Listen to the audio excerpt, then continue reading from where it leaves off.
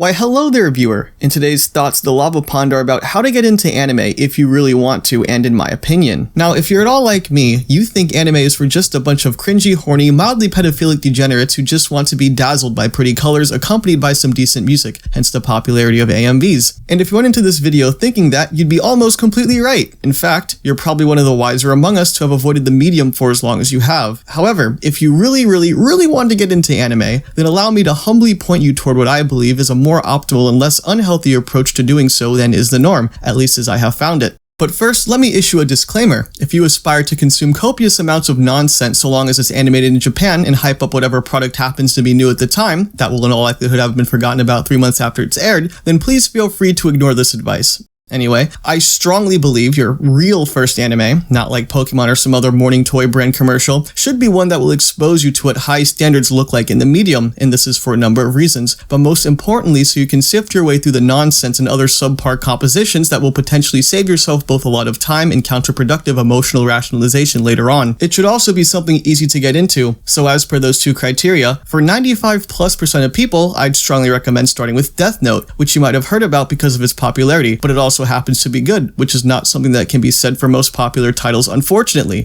Now, if you want the best possible experience of Death Note, then I would recommend at the halfway point of the show, which is actually after episode 25 in the anime, 2/3 of the way through, you instead drop the anime and pick up the second half of the manga. A manga is a Japanese comic book from which many, if not most, anime plots originate from. Death Note is no different, but feel free to continue with the anime if you really want to. What happened was that the anime producers for Death Note decided to compress the second half of the manga into the last third of the anime, making the second half of the story very rushed and far more difficult to be gripped by in the anime once it begins. But if you can get past that initial hump, the last half of the second half starts to pick up again. It's really, though, the first arc of Death Note that's really going to give you a jump start in refining your expectations for anime, hence why I recommend Death Note despite its problems later on. After that, my next recommendation would largely depend on you particularly, but I can give you some universally applicable advice. Number 1, get comfortable with subtitles. You can pass with the English dub on Death Note, but you'll be denying yourself the best, if not only way to experience by far the majority of anime if you only listen to them in English. By no means am I a subtitle elitist, as there are even a couple of anime I prefer watching the English dubbed version of. Death Note is one of them, but I can say for certain that biting the bullet and inoculating myself against subtitles by exposing myself to them relatively early on has certainly been for the better, as much of the best anime is subtitled only, which leads me to my next tip.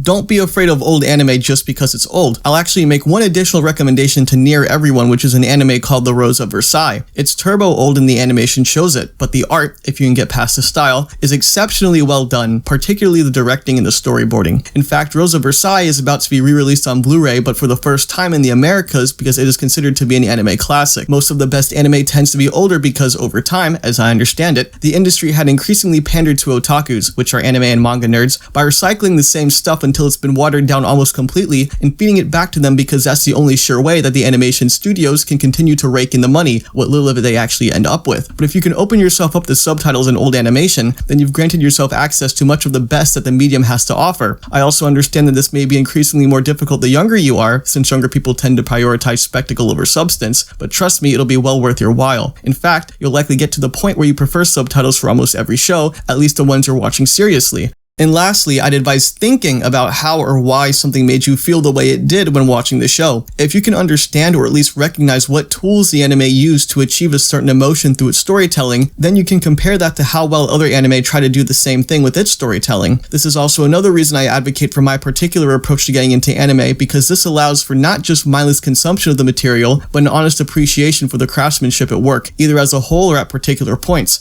And I would certainly argue that appreciation is far more preferable to just consume product and then get excited for next product, but that's probably best for another video. However, I will give you a pass on this for your first viewing of Death Note since it's effectively supposed to serve to get your feet wet. Also in the description I've included links to more information for both the anime mentioned in this video. Thank you for watching.